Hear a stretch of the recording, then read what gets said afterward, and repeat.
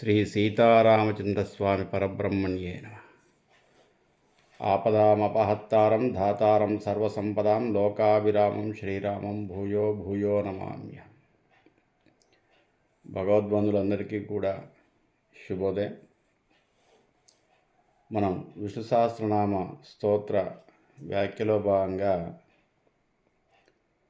నిన్న ఒక శ్లోకంలోని కొంత భాగాన్ని చూసాం. అప్రమేయో వృషీకేశః పద్మనాభో అమరప్రభుః విశ్వకర్మా మనస్వష్ట స్థవిస్తః స్థవిరో ధ్రువః. అప్రమేయో ఆ నామాన్ని మనం నిన్న తెలుసుకున్నాం. వృషీకేశః, వేదంలో వృషీకములు అంటే ఇంద్రియాలే. మళ్ళీ జ్ఞానేంద్రియాలు కర్మేంద్రియాలని కలిపి వృషీకములు అంటారు. వృషీకములు కేశములుగా కలవాడు. వృషీకేశః. అదేవిధంగా చైతన్యాన్ని, ప్రపంచంలో ఉండే ప్రతి వస్తువులోని చైతన్యాన్ని వృషీకము అంటారు. ప్రతి కదలికని, ప్రతి చైతన్యాన్ని ప్రపంచంలో లేదా విశ్వంలో లేదా ప్రకృతిలో ఉన్న చైతన్యం వల్ల చెట్లు వృద్ధి పొందుతున్నాయి, చిగురిస్తున్నాయి. చైతన్యం వల్ల సముద్రము నీరు, నదులు నీరు జీవనదులుగా ప్రవహిస్తున్నాయి. చైతన్యం వల్ల భూమి గుండ్రంగా తిరుగుతుంది, గోళాలు తిరుగుతున్నాయి, నక్షత్రాలు ప్రకాశిస్తూ ఉన్నాయి, సూర్యుడు చంద్రుడు ప్రకాశిస్తున్నారు. ఆయా గోళాలలోని ఆయా వస్తువుల్లోని శక్తియే చైతన్యం. ప్రతి చైతన్యానికి కొంత కిరణాలు ఉంటాయి, కొంత వైబ్రేషన్ ఉంటుంది. ఆ వైబ్రేషన్ని వృషీకములు అంటారు. ప్రతి అణువులో కూడా కదలిక శక్తి ఉంటుందట. మనం పరమాణువును గనక మనం మైక్రోస్కోప్లో చూస్తే కదులుతూ ఉంటుంది అది. ఆ శక్తి ఏంటంటే జీవశక్తి, అదే చైతన్యం. ఆ వైబ్రేషన్ ఏదైతే ఉందో ఎవరు కదిలించకున్నా కదులుతూ ఉంటుంది. ఆ స్థితిని వృషీకము. విశ్వానికి అంతటికీ కూడా ప్రకాశించే ఒక చైతన్యం ఉంది.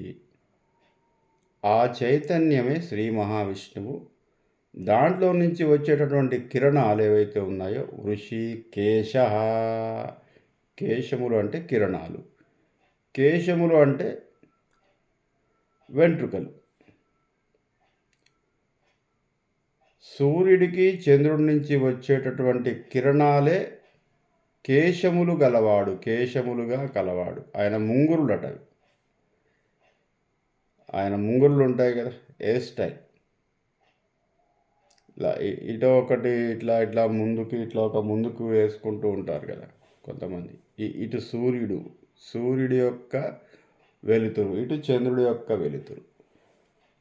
వృషీకములు కేశములుగా కలవాడు వృషీకేశ.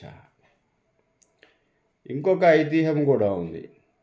కేశః శబ్దానికి క్లేశములు అని కూడా ఒక దగ్గర మనకు చెప్పడం జరిగింది ఒక గురువుగారు. అంటే ఇంద్రియములు వృషీకములైనప్పుడు ఇంద్రియముల ద్వారా వచ్చే క్లేశములను నివారించువాడు. మనకు అన్ని కష్టాలకు ఏమిటయ్యా కారణం అంటే ఇంద్రియాలే. నాలుక ఉంది కాబట్టి మంచి రుచి ఉంటే బాగుండు, మంచి పదార్థం ఉంటే బాగుండు, మంచి భోజనం చేస్తే బాగుండు, మంచి పానీయం తాగితే బాగుండు. కళ్ళున్నాయి కాబట్టి ప్రకృతిని మంచి అందాలను చూస్తే బాగుండు. స్పర్శ ఉంది కాబట్టి శరీరానికి మంచి స్పర్శ ఉంటే బాగుండు, మంచి శబ్దాన్ని వింటే బాగుండు. మంచి సంగీతం విన్నప్పుడు ఎంత హాయిగా ఉంటుందండి ప్రాణానికి, ఆత్మకి. అదే భగవంతుడు మంచి సంగీతాన్ని విని ఆహ్లాదకరంగా ఉంటాడు. తన భక్తుల యొక్క గానంలో ఉంటాడు ఆయన. ఆయన స్థిరంగా ఉండేటటువంటి చోటు ఏమిటంటే తన భక్తుల యొక్క గానం. అందుకే అన్నమాచార్యుడు 14,000 పాటలను రచించాడు. 14,000 పాటలు రచించి గానం చేశాడు. అదే అండి భగవత్స్వరూపం. ప్రతి కళలో దాగి ఉంటాడు భగవంతుడు.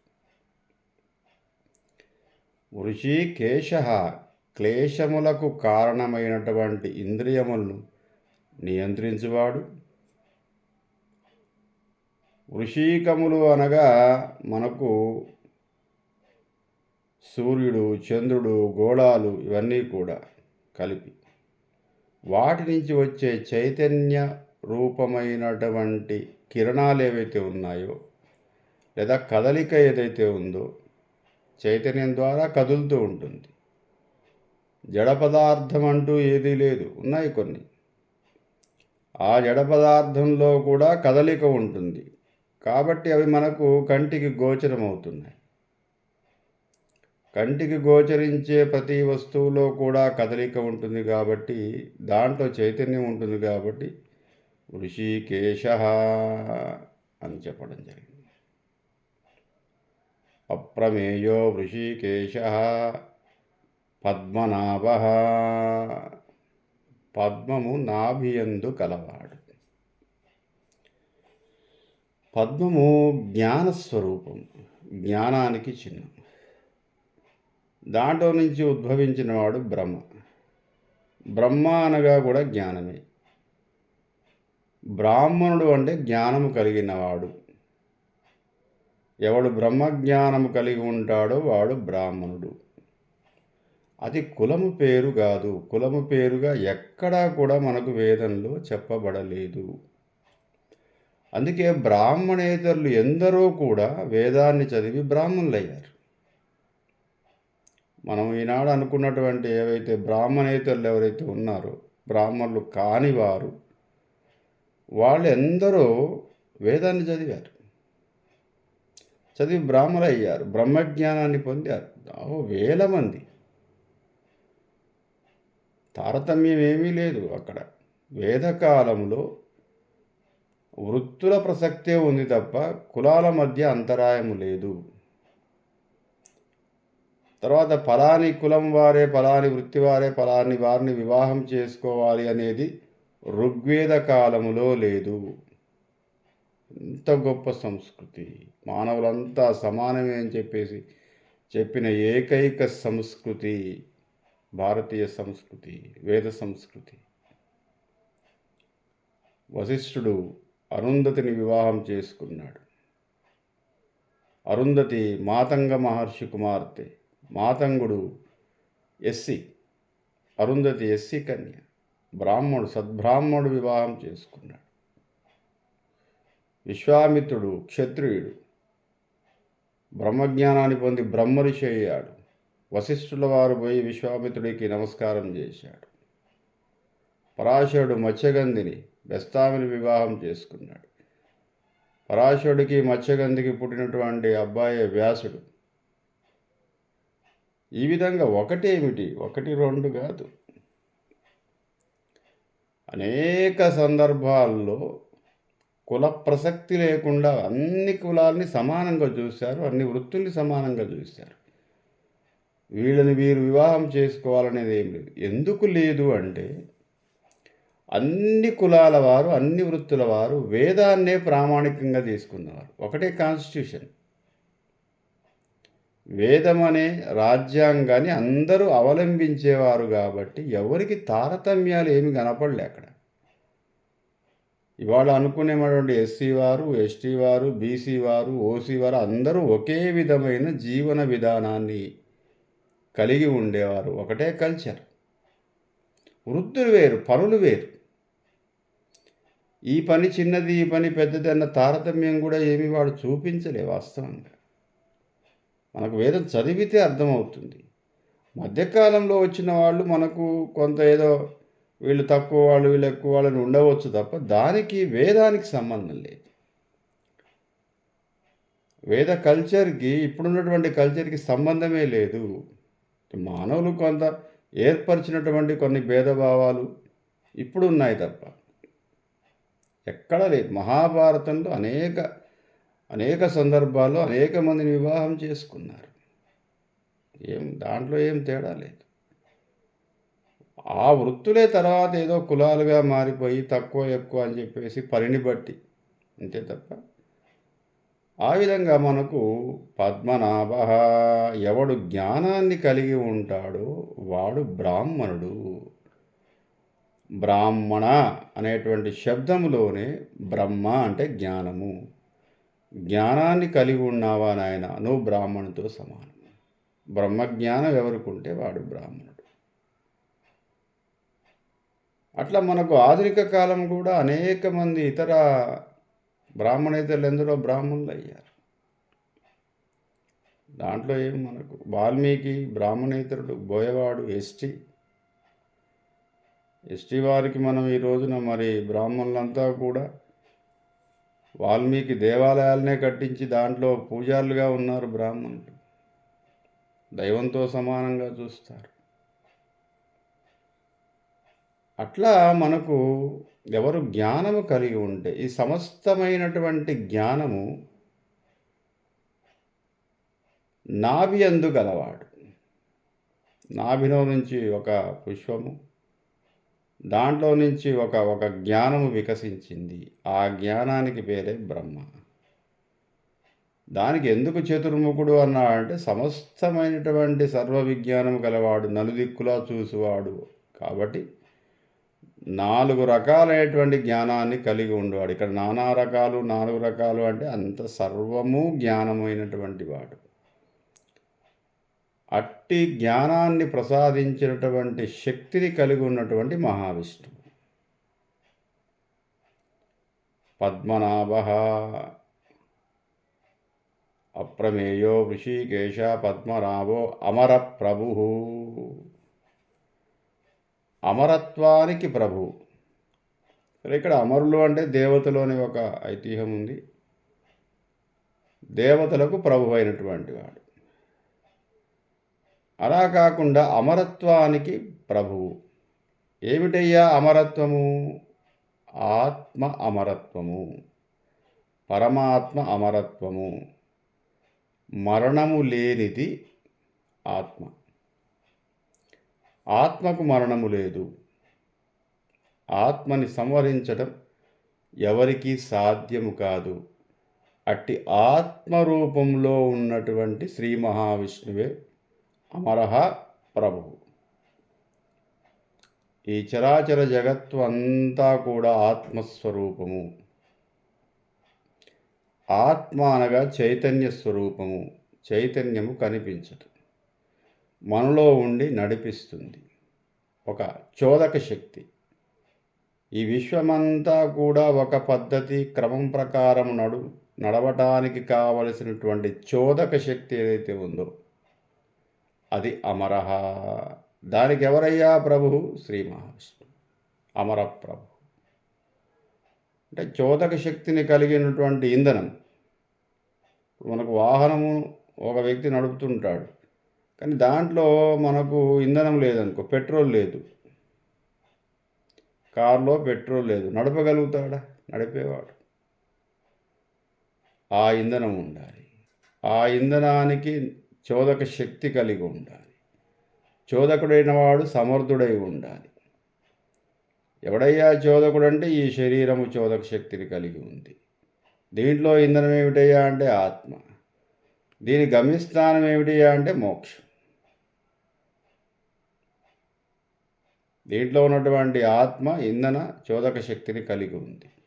ఈ ఆత్మని ప్రయాణించడానికి తీసుకువెళ్ళడానికి ఒక డ్రైవర్. ఈ డ్రైవింగ్ ఎవరంటే ఈ శరీరమే డ్రైవర్. ఎటు వెళ్ళాలి? మన గమ్యం మోక్ష మార్గం, ధర్మ మార్గంలో వెళ్ళాలి. ఎటైనా పోవచ్చు, అనేక దిక్కులు ఉన్నాయి. ప్రయాణం ఎటైనా పోవచ్చు, కానీ గమ్యస్థానం చేరాలి అంటే ధర్మ మార్గంలో మోక్షాన్ని, ధర్మార్థ కామ మోక్షాలని చెప్పాం కదా. ఈ ధర్మము, అర్థము, కామము, ఈ మూడు సమన్వయంతో ఇవి స్టేజీలు అన్నమాట. ఈ చోదకుడు తీసుకొని వెళ్తూ ఉంటాడు. ధర్మము, అర్థము, కామము ఇవన్నీ జయిస్తూ జయిస్తూ ఈ స్టేజీలన్నీ దాటితే మోక్షము అనేటువంటి ఒక స్టేజీ వస్తుంది. అది మన గమ్యస్థానం. ఆ స్టేజ్లో ఏమైపోతాడు? దిగిపోతాడు. అంతే. దిగిపోవడం అంటే అంతే, అయిపోయింది, మరణించడమే. అంటే ఈ వాహనంలో నుంచి ఒక డ్రైవర్ అది దిగిపోతాడు, ఒక ప్యాసింజర్. ఎక్కడికి పోతాడు? గమ్యస్థానానికి వెళ్ళిపోయాడు, పరమాత్మలో ఐక్యమైపోయాడు. పరమాత్మలో ఐక్యం కావడమే గమ్యస్థానం. కాబట్టి చోదక శక్తిని కలిగి ఉండటమే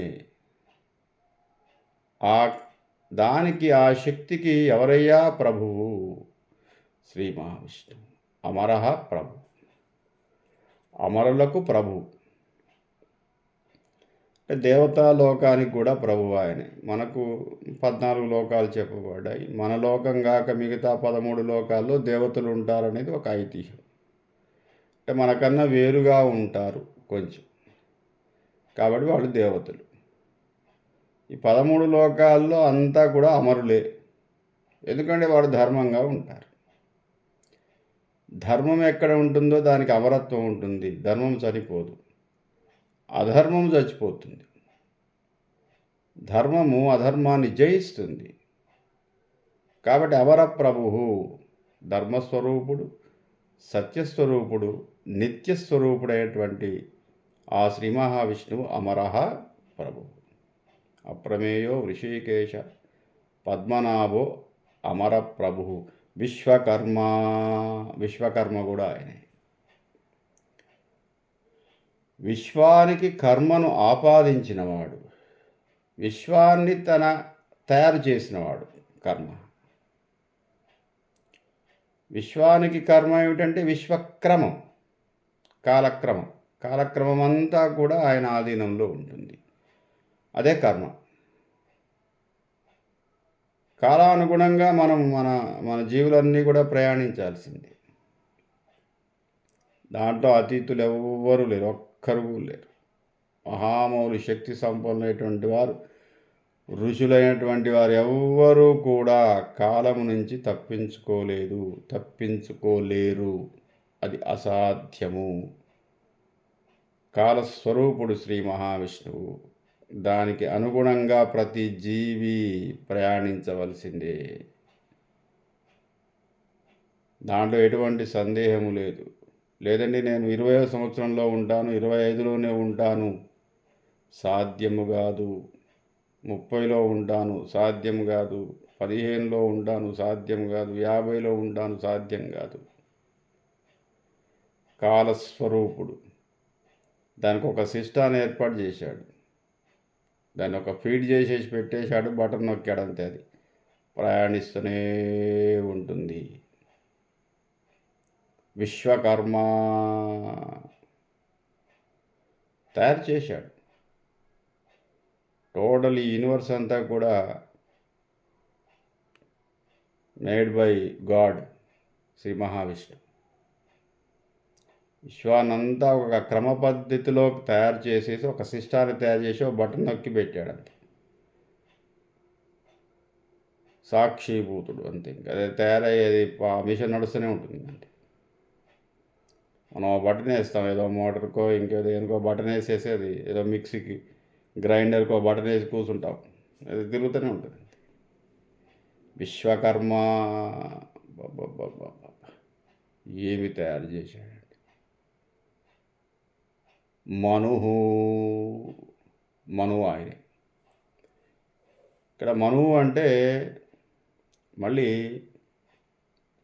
అంటే మనకు 14 మంది మనువులు ఉన్నారు. వేదం ప్రకారం 14 మంది మనువులు. ఇప్పుడు 13వ మన్వంతరంలో ఉన్నాం మనం. అంటే కాలస్వరూపం. అది కాలానికి కూడా ఒక విభజన చేసి దానికి వైవస్వత మన్వంతరే, వైవస్వతుడు అనేటువంటి మనువు యొక్క ఆధిపత్యంలో ఉన్నాం. ఆయనే మనువు. మనువు ధర్మరక్షకుడు. ఇతన్ని సృష్టించింది శ్రీ మహావిష్ణువు. ఇతన్ని నియమించింది. మనువు అనేది ఒక పదవి పేరు. ఒక గొప్ప వ్యక్తికి ఒక పదవిని ఇస్తాడన్నమాట. నామినేటెడ్ పోస్టులు అంటారుగా, ప్రజలు ఎన్నుకోకుండా కొన్ని నామినేటెడ్ పోస్టులు ఉంటాయి. శ్రీ మహావిష్ణువు ఒక నామినేటెడ్ పోస్ట్ ఇచ్చాడు.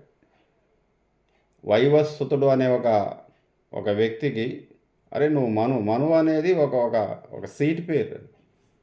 దాంట్లో ఒడు కూర్చుంటే వాడు మనువు. ఆయనకు ఒక పేరు ఉంటుంది వేరే, మళ్ళీ ఒక పదవి పేరు. ప్రధానమంత్రి సింహాసనం మీద ఎవరు కూర్చుంటే వాళ్ళు ప్రధానమంత్రి. ఆయనకు ఒక పేరు ఉంటుంది, మళ్ళీ దాని మీద కూర్చుంటే ఆయన ప్రధానమంత్రి. అట్లాగే మనువు అనేది ఒక స్థితి పేరు, ఒక ఉద్యోగం పేరు. ఆ ఉద్యోగంలో 13వ మనువు ఇప్పుడు ప్రధానమంత్రులు మనకి 16 మంది 20 మంది ఉన్నారు కదా. ఏదో నెహ్రూ గారి దగ్గర నుంచి మొదలు పెడితే మోడీ గారి వరకు. అట్లాగే 13వ మన్వంతరంలో ఉన్నాం మనం ఇప్పుడు, కలియుగం. అందుకే మనకు సంకల్పం చెబుతూ ఉంటారు మనం ఏదైనా దేవాలయానికి పోతే. కలియుగే ప్రథమపాదే జంబూద్వీపే భరతవర్షే భరతఖండే మేరోర్ దక్షిణ దిగ్భాగే అని చెబుతూ వైవస్వత మన్వంతరే, ఆ వైవస్వత మన్వంతరంలో కలియుగం ఉంది. దాంట్లో ప్రథమ పాదం మొదటి భాగంలో ఉన్నాము. జంబూద్వీపంలో ఉన్నాము. భారతదేశానికి మొదటి పేరు జంబూద్వీప్. భరతవర్షే భారతదేశము, భరతఖండే భరతఖండము, మేరోర్ దక్షిణ దిగ్భాగే మేరు పర్వతానికి దక్షిణ భాగంలో ఉన్నాము. శ్రీశైలస్య ఈశాన్య ప్రదేశే శ్రీశైలానికి ఈశాన్యంలో ఉన్నాము. ఇట్లా మనకు దాంట్లో చెబుతూ మనకేంటంటే ఈ సంకల్పంలో వైవస్వత మన్వంతరే, వైవస్వతుడు అనేటువంటి మనువు యొక్క అంతరము అంటే కాలం. దీనికి అధిపతి ఎవరయ్యా? శ్రీ మహావిష్ణువు. విశ్వకర్మ ఆయనే. అప్రమేయో వృషికేశ పద్మనాభో అమర ప్రభు. విశ్వకర్మ మనస్వస్థ సమర్థుడు. సవిస్థ సవిరో ధ్రువ, ఎల్లప్పుడూ ధ్రువముగా ఉండేవాడు. ఆయనకు మార్పు లేదు. కాలానుగుణంగా ఆయన మార్పు చెందడు. మనం మార్పు చెందుతాం. ప్రకృతి మార్పు చెందుతుంది. ప్రకృతిలోని వైవిధ్యాలన్నిటికీ కూడా, ప్రకృతి అంతా ఏకమే అయినప్పటికీ వైవిధ్యాన్ని కూడా సృష్టించినవాడు. సవిస్థ స్థవిరో ధ్రువ, ధ్రువంగా ఉంటాడు. అనేకమైనటువంటి వైవిధ్యాలను కూడా చూపించాడు ప్రకృతిలో. సమానమే అయినప్పటికీ, ఇప్పుడు మనుషులంతా సమానమే, కానీ ఒకే రకమైన ఆకారాన్ని కలిగి లేము. ఒకే రకమైన ముఖ కవళికలు లేవు. ఒకే రకమైన బుద్ధి లేదు. ఒకే రకమైన ఆహారపు అలవాట్లు లేవు. ఒకే రకమైన జ్ఞానము లేదు. ఒకే రకమైన స్థితి లేదు. ఒకే రకమైన ఆలోచనలు లేవు. ఈ వైవిధ్యాన్ని కూడా చూపించాడు. మళ్ళీ మానవులంతా సమానమే, ప్రాణులంతా సమానమే, విశ్వమంతా సమానమే. విశ్వం ఒక క్రమ పద్ధతిలో సృష్టించాడు, వైవిధ్యాన్ని సృష్టించాడు. స్వస్తి.